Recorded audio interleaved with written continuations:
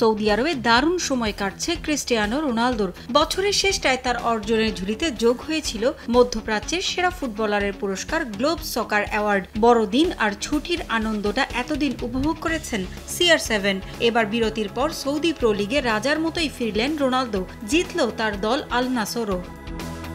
সবশেষ ডিসেম্বরে আল ইত্তিহাদের সঙ্গে ম্যাচ খেলেছিল আল নাসর। 2-1 গোলে হেরে পুরানোকে বিদায় বলেছিল রোনালদোরা। তবে নতুন বছরের শুরুটা জয়েই রাঙালো দ্য বিগ ইয়েলো। নিজেদের মাঠ আল আউয়াল পার্কে ম্যাচের শুরুতেই তাদের বড় ধাক্কা দেয় উখদুদ। সেভিয়ার গডউইন গোল করলে পিছিয়ে পড়ে আল নাসর।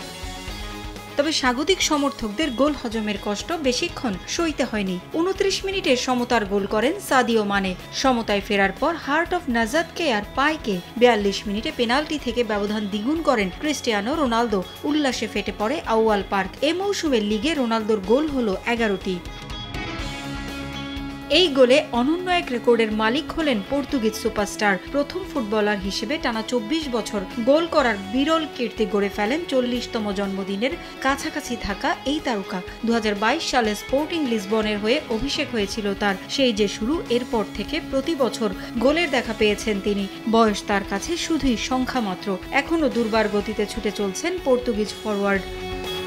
তার চিরপ্রতিদ্বন্দ্বী লিওনেল মেসির অভিষেক 2004 সালে হলেও পেশাদার ক্যারিয়ারে প্রথম গোল মেসি পান 2005 সালের মে মাসে। রোনালদোর রেকর্ড স্পর্শ করতে চাইলে 2028 সাল পর্যন্ত আর্জেন্টাইন তারকাকে গোল করতে হবে নিয়মিত।